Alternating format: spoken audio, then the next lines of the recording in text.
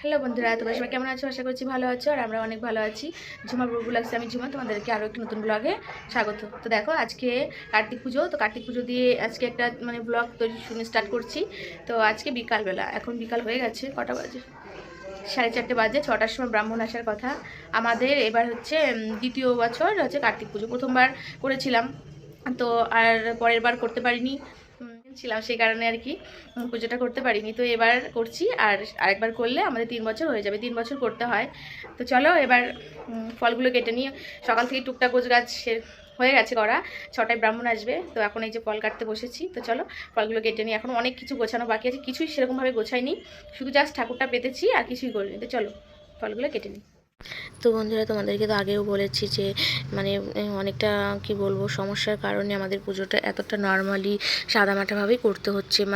পুজো করব ভেবেছিলাম একটু ভালোভাবেই, যেরকম করে আর কি লোকে, একটু ঠাকুরের ভোগ টোগ দেবো, কিছু দেবো, কিন্তু কি বলবো, একটার পর একটা সমস্যা লেগেই আছে।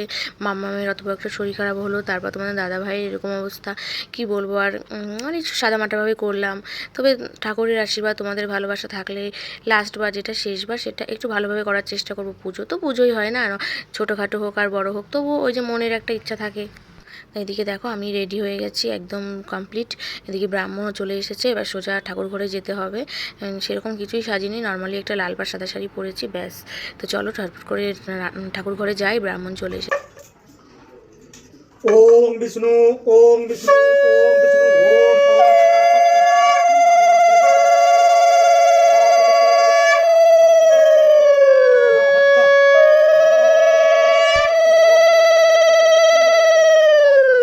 ओम माधव कास्तांगतोपि दस्सरि पुंडरीकाक्षं सह भज्रभद्रं शुचि ओम सर्वमंगल मंगल्ये वरण्ये वरण्य शुभम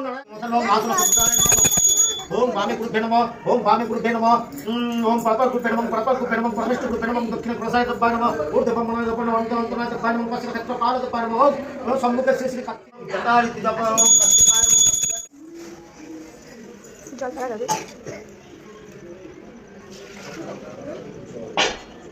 বন্ধুরা দেখো, পুজো কিন্তু কমপ্লিট হয়ে গেছে আমাদের। তো ব্রাহ্মণ কিন্তু চলে গেছে আমাদের একদম উপরে ছাদে, যে কাকিরা থাকে ওনারাও তো পুজো করছে, তো সেখানে পুজো করতে চলে গেছে। তো ওই কি বলবো, আর এটা নতুন ব্রাহ্মণকে দিয়ে পুজো করিয়েছি। আমাদের জেঠু মারা গেছে, যে পুজো করতো, ইনি করেছে, মোটামুটি ভালো করেছে, খুব ভালো লাগেনি। তো এই দেখো, আমি আর আমার মাম্মা, মাম্মা, মাম্মা, আমার সোনাকে কেমন লাগছে?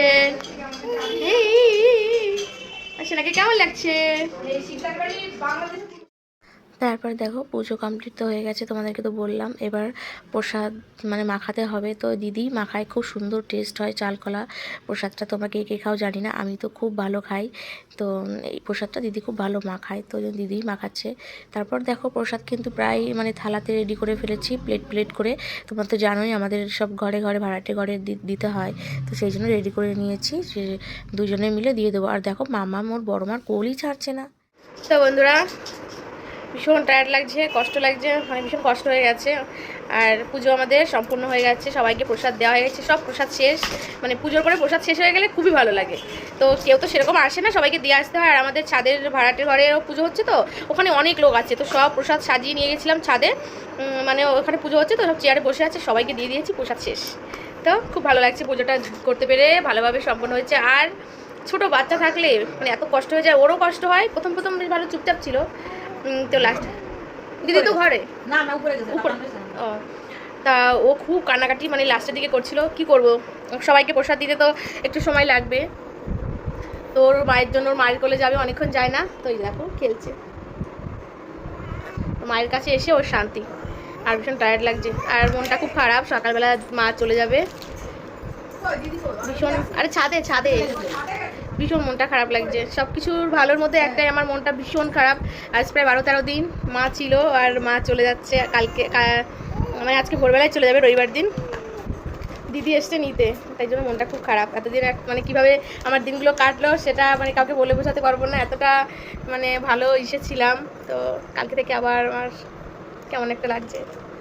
যাই হোক, কিছু তো করার নেই, আমার মার বাড়ি যেতেই হবে, বাড়িতে প্রচুর কাজ। দিদি এসছে নিতে, দিদি করিনি কেমন, ঠিক আছে। দেখো প্রসাদ খাওয়ার অবস্থা দেখো, এরকম ভাবে কেউ প্রসাদ খায়? এই প্রসাদ খেয়ে কি কাকাকে খালি থালা দিলি? কি অবস্থা করেছে বন্ধুরা। দেখো আমাদের বাড়ির তো পুজো কমপ্লিট হয়ে গেছে। আর বলছিলাম না যে আমাদের উপরেও ছাদের উপরে যারা থাকে তারা মানে সে একজন কাকি একটা তারাও পুজো করেছে। তো সেই প্রসাদে যে খাচ্ছি, প্রসাদের মধ্যে নাড়ুটা খাচ্ছি। আর এই যে প্রসাদ নিয়ে এসেছি। আর খেতে দিয়েছে ফ্রাইড রাইস, পনির আর হচ্ছে আলুর দম, আলুর তরকারি। ভালোই লেগেছে বেশ। আর পুজোর পরে নিরামিষ খেয়েই তো উপোসটা ভাবতে হয়। মানে আমি এটা করে থাকি, সবাই করে, যে পুজো করার পর সেদিন তো আর মানে মাছ মাংস খাই না, আমি তো খাই না। তো এটা খুব ভালো হয়েছে যে এগুলো মানে খেয়ে আমার উপোসটা ভঙ্গ হয়েছে আর কি। দেখো মামাও কি করছে। তো যাই হোক বন্ধুরা, আমার ভিডিওটা কেমন লাগলো তোমরা অবশ্যই কমেন্ট করে জানাবে। তোমরা সবাই খুব ভালো থেকো, সুস্থ থেকো। Tata, bye bye.